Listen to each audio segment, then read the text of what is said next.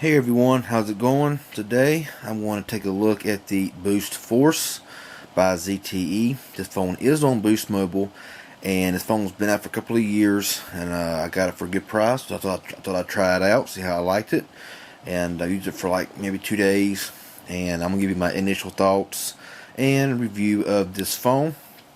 I'm gonna give you the specs, see what I think about it, run some tests, take it on the phone, and all that good stuff. So we'll go ahead and get started. This phone runs Android 4.0. It does have a 4-inch display at 480 by 800 resolution at 233 pixels per inch.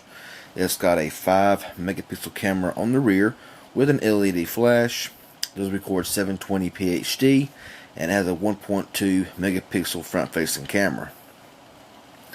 This phone runs a 1.5 GHz dual-core Snapdragon S4 Plus processor with an Adreno 225 GPU with 1 GB of RAM, 4 GB of built-in storage with 2.3 GB of maximum user storage, and it will support up to a 64 GB micro SD card. It's got a 1730 mAh battery with around 9 hours of talk time. This phone does have LTE connectivity, but it does not have the enhanced Spark network. But at least it does have LTE, so that's a good thing. Up here up top is your ear speaker here, your front camera, and then between there is your notification light, your back, your home menu button, nothing on the bottom. On the side is your micro USB charging port, your volume rocker. On top is your headset jack and your power button. And on this side here is your dedicated camera key, of course camera flash, and your single rear speaker.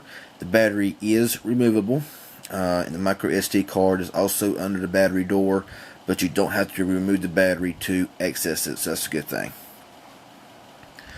The screen quality on this phone is okay. I mean, for what you're getting, I mean, you know, it does look okay. It's pretty sharp, and you can see everything just fine. The phone does have quite a bit of lag, though.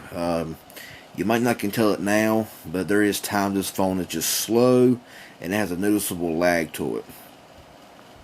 Even watching YouTube videos, sometimes it can't keep up with the video. Sometimes it's like it just hangs up, and that's kind of annoying. So, you know, there's times also when you're downloading stuff, don't want to download right. When you get onto apps, sometimes it turns into like a white screen for like a minute, and it won't do nothing until you force close it and start over again. So I have had issues with this phone not working like it's supposed to. I figured with the benchmark test that it got, like I say, I don't put much stock in them, but I do run them to see what they run compared to other phones, and the score it got on Antutu was pretty good, and I was really surprised at the score it got and how it performs. Is like two different things.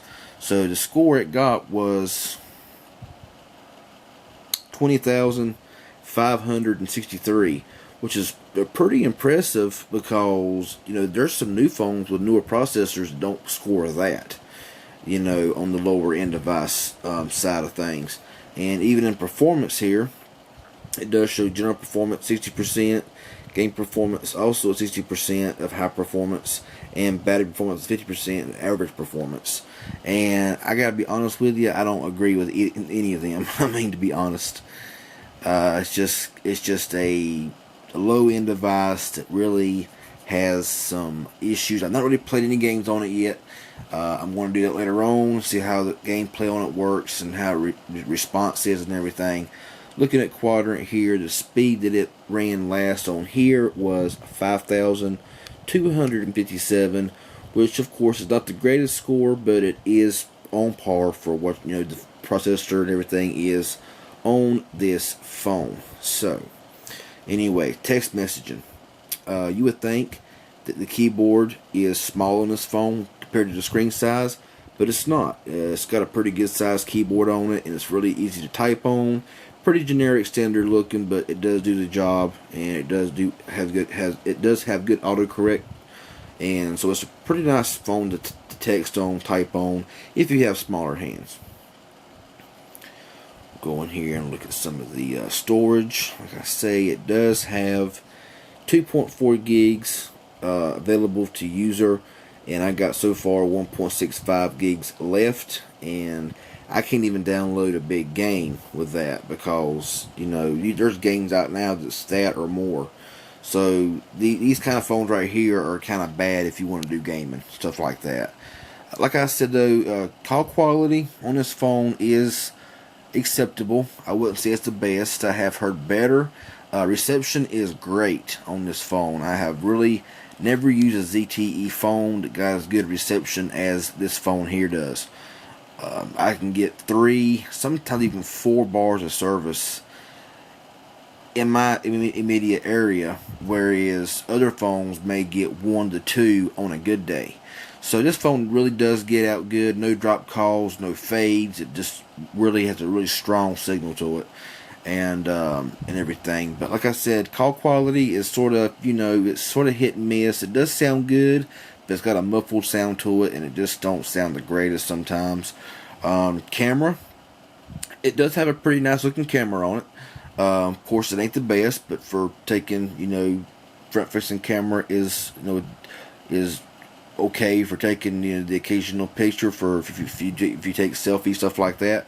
The rear camera is okay as well. The camcorder does record pretty well, and the audio is really nice and crisp.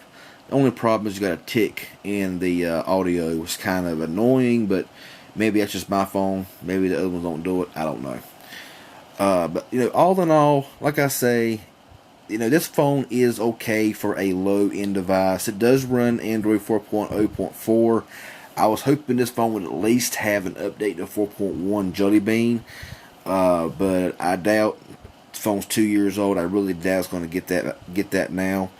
But you know, it does run 4.0, and you know, the phone, it kind of does what it wants to do. There's times that the phone runs smooth, has no issue, and then there's times that the phone just runs slow, and it just does not want to do anything. Facebook is slow. Getting on anything sometimes takes forever to get on it and for it to load, and you're trying to sit there and scroll up on a web page, stuff like that, and it just takes its own sweet time. And when you compare it to phones, you know, like the Aquos, Crystal, stuff like that, that's really smooth and very much better phone. You know, it's hard to go back to a phone like this whenever, you know, this phone right here just has a lot of lag and a lot of issues with, you know, with slowing down. So I'm gonna do some game tests on it, and I'm gonna see how it does. I've not downloaded any games yet, so I'll be doing that here soon as well, and I will be doing a more full review sometime in the future. But right now, I kind of wanted to just tell you that, or just give you an introduction review of this phone and all that good stuff. So anyway, got any questions or comments about the Boost Force, please leave them in the comment section below. As always, subscribe to my channel. I would really appreciate it. Y'all have a good one, and we'll see you in the next video.